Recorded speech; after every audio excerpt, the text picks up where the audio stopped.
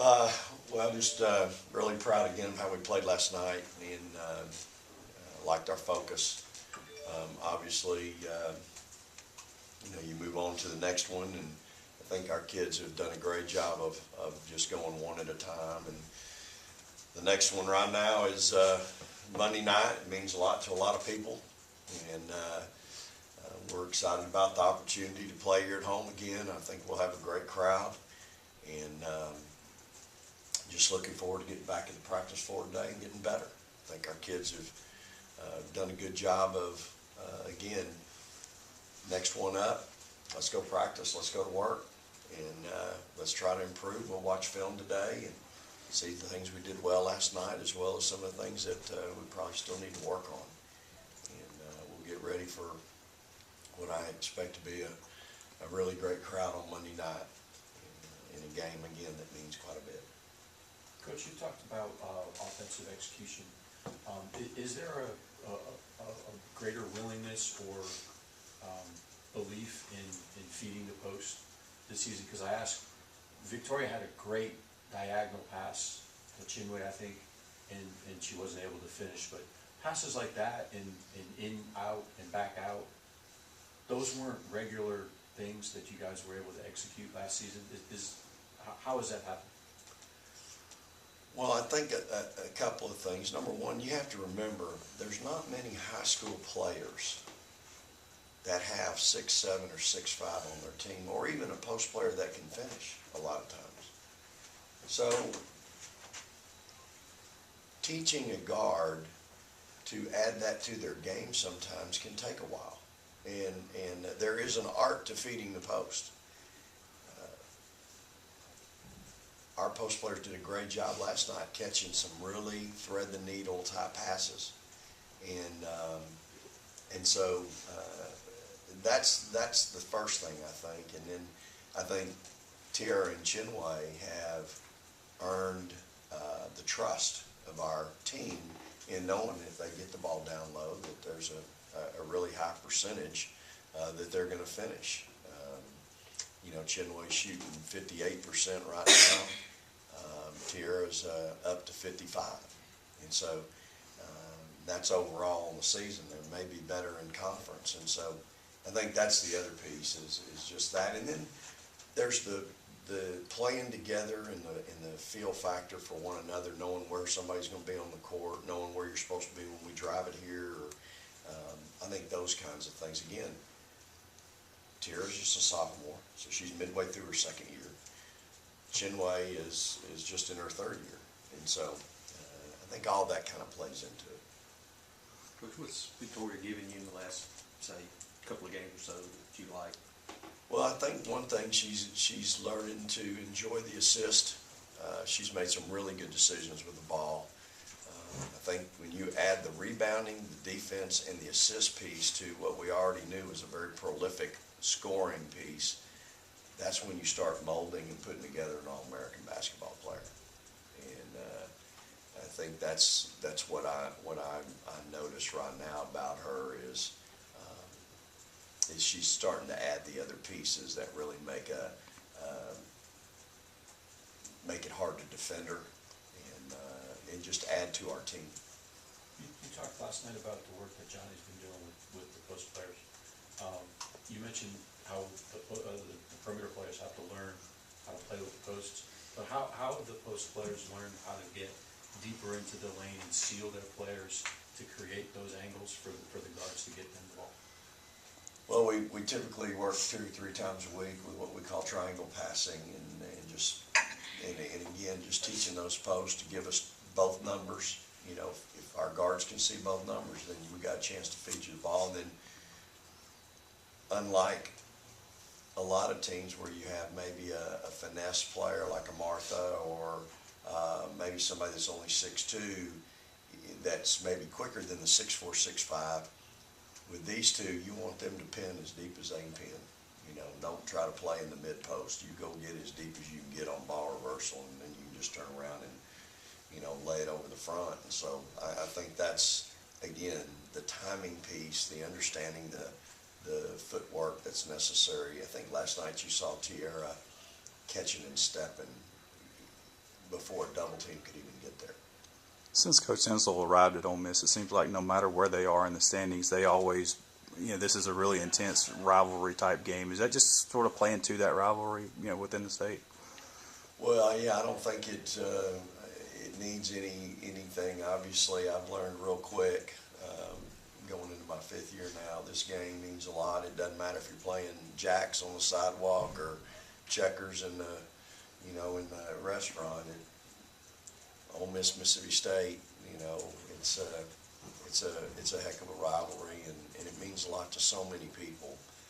There's not much middle ground in this rivalry. I grew up in another rivalry in another state, and it doesn't hold a candle to this one, I can tell you. Morgan, you obviously got introduced to this rivalry, early on in your career. What's it like playing in this game? It's exciting. A lot of people come out and support the game. And like Coach Schaefer says, this game means a lot to a lot of people. So I don't want to lose to him. My career here, so hopefully go out there and handle business. Morgan, can you talk about how you've seen either the guards or the post players develop to make things easier on each other to, work together? Yeah, like you said, our post players, they're getting down in the lane and they're posting up. We gotta give them the ball. It makes it easier on us because we don't have to always create. Just throw up something. We can drive, dish to them, easy bucket, like get assists. And if they get double teamed, they do a good job of throwing it out to our shooters like Blair, Tor, and get easy buckets. So work from inside out, just overall good on the floor. Morgan, Coach mentioned how much this game, this rivalry means to the people of Mississippi. What does it mean to you players? I mean, every game is important, but a rivalry game like this, what does it mean to you guys? I'm not a Mississippi kid, but I don't know, it's just something about playing Ole Miss. They get up for us, we get up for them. I guess Mississippi schools, I don't know, it's fun, it's hype. Morgan, Coach talked about Victoria's assists and how it's helping the team. As a point guard, I know you appreciate that. Just talk about what you've seen out of Victoria's game in that regard. I have seen assists from Tori, but this year I've seen a lot of steals from Tori. Tori been getting steals.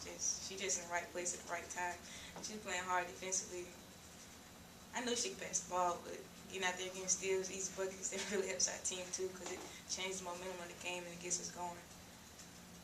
Morgan, do you like Kool-Aid? Yeah, I haven't drank it in a while, but I like it. What's your favorite flavor? I don't know. Have you ever heard of a Mississippi State flavored Kool-Aid? No, sir. No? No, sir. Are any of you guys drinking the Mississippi State flavored Kool-Aid? No, sir. Why not? Coach Schaefer. keep us level. He let us know we get beat any day. Come to practice, work hard. Yeah. Is it like in that cabinet over there, but the cooler's locked and only Coach Schaefer's got the key, or? Sure. Coach, do you want this to be kind of just another game, or do you want some emotion to kind of flow Monday night? Well, again, I don't think it would matter who we're playing on Monday night. It's a chance for us to go out and win an SEC game, play here at home. They've got a chance to set another record. And so I think that in and of itself makes the game important. Now, you add to the fact that it's Mississippi, and it probably adds a little extra for a lot of people. It'll add a little extra to the environment, to the atmosphere in the hump. So I want our kids to enjoy that. I mean, this is what college athletics is all about. I think that's the beautiful thing we have going here at Mississippi State right now is the college experience is really special. Playing in front of our fans is really unique and special. It's not like that in most places. And so what they've been able to build here and cultivate in the experience of competing is really, really unique and special. So I want our kids to enjoy that. Certainly there'll be probably a little bit louder in the stands for that one. But I think for us, we would probably play this, we're going to have great focus and practice and prepare just like we do for for anyone else, because it's important to win in the SEC, and it's especially important to win at home. How tempted do you think the kids have been to drink the Kool-Aid, and why do you think that they have not? I don't know that they've been, like I said, we've had a lot of locker rooms after victories now, and some good wins, some hard wins, some tough wins at some tough places. Just our kids are pretty grounded. I think there's a bigger picture for them, and like I told them at Arkansas after we really played poorly and still found a way to win, you know what, it's okay. Good win. We went on the road in the SEC. We're not going to not be happy about that. But I think for us, it's certainly she's right. I'm every day on to the next one and wanting them to get better and not letting them, not letting them get, I'm keeping them grounded. I think humble goes a long way in college athletics, and being humble and being hungry can take you a long, long way. And so for us, I think they've adapted to that. They're kind of living with that right now, and that's a good place to be. Yeah. Morgan, how much, there's only 2 teams undefeated in the top 5, you and Connecticut. How much does last year what happened in Connecticut kind of keep you humble, knowing that, they're still ahead of you and what the bar needs to be after playing them last year? I think that's why we got drunk the Kool-Aid and anything, Connecticut, because everybody in the top 5, Baylor, Maryland, they lost to UConn, so, we didn't play them, but we know we can get better. We know Connecticut's a very good team, so we got to work hard every day so we can get to their level. Coach, do you think that there will be a point where you let them drink that Kool-Aid? About May. Yeah. Maybe at our banquet. Again, I think right now the recipe for any team's success, whether you're trying to get to the Super Bowl or us trying to win a championship, is you got to stay humble and stay hungry. The minute you start reading your press clippings and thinking you're all that in a bag of beans, that's when somebody whacks you by about 25 and brings you back down real quick. And I think our kids know that, understand that, and I've been real pleased with, I think, their approach for the most part. Again, we're not a great practicing team. Some days are better than others, but when the lights have come on, they've done a very good job of executing, and that sometimes is what a veteran team will do for you. You spoke a little bit of last night, Vic, but could you kind of compare, how would you compare this 18-0 team to the other 18-0 team? What's kind of the similarities, differences? Well, I think obviously we did it against a much softer schedule 2 years ago in non-conference, and our schedule this year has been a monster. A lot of games on the road, 8 true road games in non-conference, and so I think from that standpoint, it starts there with how different it is. And yet, with that non-conference schedule, we still were really, we played very well in some games, dominating, and others found a way to win, but had some success. And then, opening conference 4-0. Again, I think we've executed. We've won 2 games on the road. So I'm not sure how similar, other than the record itself. To me, it's really 2 very different scenarios, and really 2 very different teams. That team was young. Morgan, Blair, Victoria were all freshmen. Katera and Bree, Chinway, Don were sophomores, and so they were still trying to find their way.